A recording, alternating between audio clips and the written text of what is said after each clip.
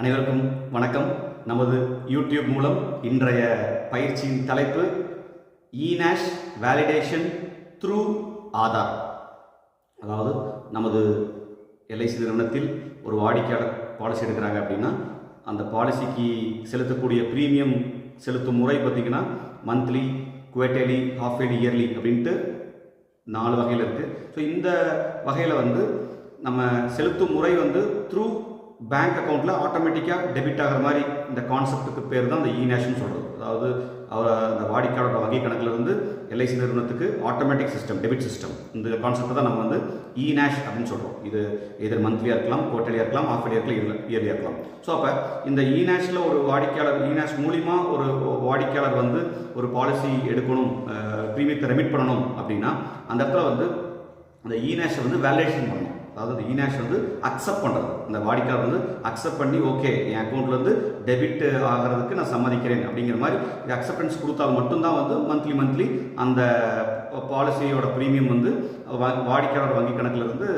LIC நிறுவனத்துக்கு transfer ஆகி போகும். அந்த ப்ரீமியம் ட்ரான்ஸ்ஃபர் ஆகி போகும். ஸோ இந்த இடத்துல இந்த இநாஷோட வேலிடேஷன், அதாவது செல்ஃப் அப்ரூவல் சொல்லிக்கலாம். இந்த செல்ஃப் அப்ரூவல் அந்த வாடிக்கையாளர் கொடுக்கணும். ஓகேங்களா? ஸோ இந்த வாடிக்கையாளர் செல்ஃப் அப்ரூவல் கொடுக்கறதுக்கு இதுக்கு முன்னாடி என்ன நடைமுறையில் இருந்துச்சு அப்படின்னு பார்த்துட்டிங்கன்னா, த்ரூ நெட் பேங்கிங் மூலிமா அவர் அந்த அக்செப்டன்ஸ் கொடுக்கலாம், அந்த வேலிடேஷன் பண்ணலாம். அல்லது டெபிட் கார்டு மூலிமா அந்த வேலிடேஷன் கொடுக்கலாம், அக்செப்டன்ஸ் கொடுக்கலாம். எப்போ அந்த இநாஷை அப்ரூவல் கொடுக்குறது, வேலிடேஷன் பண்ணுறதுக்கு. ஓகேங்களா? ஸோ த்ரூ நெட் பேங்கிங் மற்றும் த்ரூ டெபிட் கார்டு, இந்த 2 முறையில் அந்த வேலிடேஷன் கஸ்டமர் கொடுக்கலாம். ஓகேங்களா?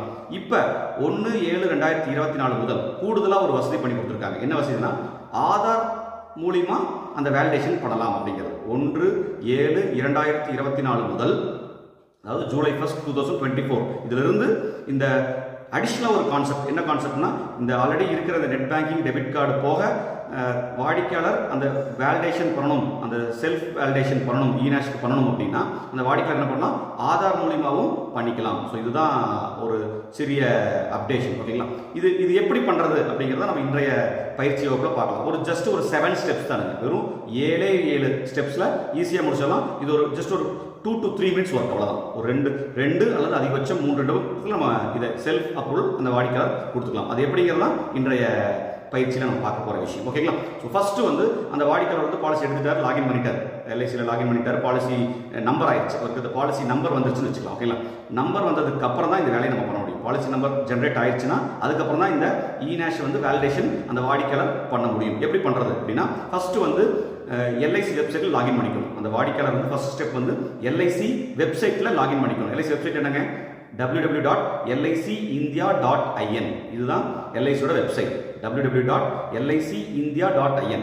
இந்த எல்ஐசியோட வெப்சைட்டில் அந்த கஸ்டமர் லாகின் பண்ணிக்கிறார். இது ஃபர்ஸ்ட் ஸ்டெப். ஓகே. ரெண்டாவது, அதில் போனீங்கன்னா அதர் ஆன்லைன் சர்வீசஸ் அப்படின்னு ஒரு ஆப்ஷன் இருக்கும். அதர் ஆன்லைன் சர்வீசஸ் அப்படின்னு ஒரு ஆப்ஷன் இருக்கும். அந்த ஆப்ஷனுக்கு கீழே பார்த்தீங்கன்னா நிறைய ஆப்ஷன்ஸ் இருக்கும். அதில் இநாஷ் மேண்டேட் அப்படின்னு ஒரு ஆப்ஷன் வரும். என்ன வருங்க? இநாஷ் மேண்டேட் அப்படிங்கிற ஆப்ஷன் எதில் வரும்? அந்த அதர் ஆன்லைன் சர்வீசஸில் இந்த ஆப்ஷன் வரும். ஓகேங்களா? அந்த கஸ்டமர் அதை கிளிக் பண்ணுறாரு. அந்த எல்ஐசி வெப்சைட்டில் ஃபர்ஸ்ட் ஸ்டெப்பு உள்ளே போயிட்டு இந்த செகண்ட் ஸ்டெப் இந்த அதர் ஆன்லைன் சர்வீஸில் இநாஷ் மேண்டேட் அப்படிங்கிறத கிளிக் பண்ணுறாரு. செகண்ட் இதை கிளிக் பண்ணுறப்ப ஒரு ஸ்க்ரீன் டிஸ்பிளே ஆகும். அந்த ஸ்க்ரீனில் ப்ரொசீட் கொடுத்து உள்ளே போகிறோம், ஃபர்தராக உள்ளே போகிறப்ப அந்த கஸ்டமரோட தேர்ட் ஸ்டெப் இந்த கஸ்டமரோட பாலிசி நம்பர் கேட்கும், டேட் ஆஃப் பர்த் கேட்கும், ப்ரீமியம் கேட்கும். இந்த 3ஐயும் அவர் டைப் பண்ணுறாரு. இந்த ப்ரீமியம் டைப் பண்ணுறப்ப இன்ஸ்டால்மெண்ட் ப்ரீமியம், அதாவது ஜிஎஸ்டி இல்லாத இன்ஸ்டால்மெண்ட் ப்ரீமியத்தை மட்டும் அங்கே டைப் பண்ணணும், அந்த இடத்துல டைப் பண்ணணும். ஓகேங்களா? ஸோ இந்த 3 டேட்டா டைப் பண்ணுறாரு. Policy number, date of birth, premium, இந்த 3ஐயும் டைப் பண்ணி ப்ரொசீட் கொடுக்குறாரு. இது தேர்ட் ஸ்டெப். ஓகேங்களா? இந்த இநாஷ்குள்ளே போனதுக்கப்புறம் இந்த ஸ்டெப்பு கிராஸ் பண்ணுறப்ப ஃபோர்த் ஸ்டெப் என்ன வரும்னா, அந்த கஸ்டமரோட டேட்டாஸ்லாம் அங்கே டிஸ்பிளே ஆகும். அவர் எல்ஐசியில் பாலிசி எடுத்துக்கிற மெயின் ஒரு பேசிக்கான சில டேட்டாஸ் மட்டும் டிஸ்பிளேல வரும். ஓகேங்களா? அப்போ நம்ம அந்த டேட்டாஸ் கூட அடிஷனல் நம்ம என்ன டைப் பண்ணுறோம்னா, நம்மளோட பேங்க் அக்கௌண்ட் நம்பர் டைப் பண்ணணும். நம்மளோட பேங்க் அக்கௌண்ட் நம்பர், அந்த பேங்க் அக்கௌண்ட் நம்பரை ரீஎன்டர் பண்ணுறோம். இன்னொரு டைம் அதை ரீஎன்டர் பண்ணுறீங்க, கிராஸ் செக் பண்ணுறது. ஓகே, இது ஃபோர்த் ஸ்டெப் பேசிட்டு இருக்கேன். So bank account number type பண்ணுறீங்க, அதுக்கப்புறம் அதை ரீஎன்டர் பண்ணுறீங்க.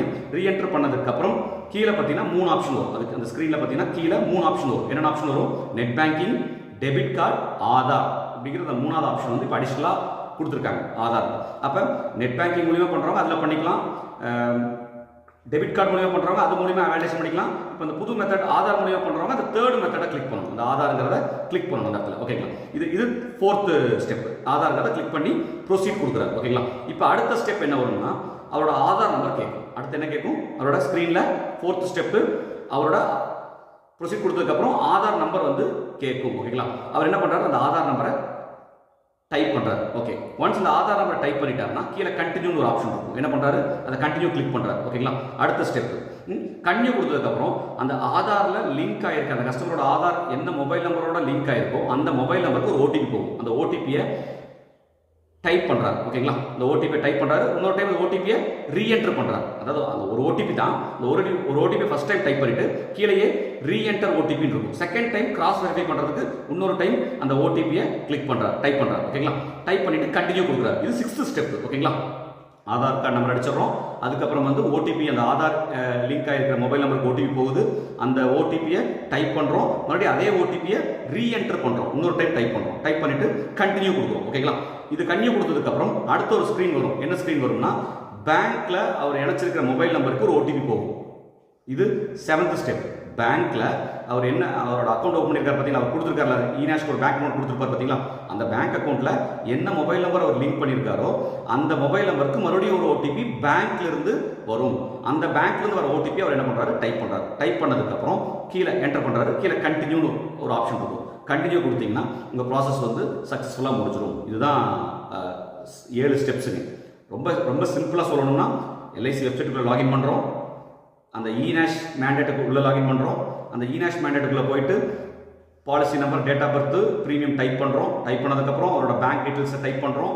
டைப் பண்ணதுக்கப்புறம் அந்த 3 ஆப்ஷனில் ஆதார் அப்படிங்கிற ஆப்ஷனை செலக்ட் பண்ணுறோம். ஆதார் நம்பரை டைப் பண்ணுறோம். ஓடிபி வருது. ஓடிபி என்டர் பண்ணுறோம். மறுபடியும் ரீஎன்டர் பண்ணுறோம்.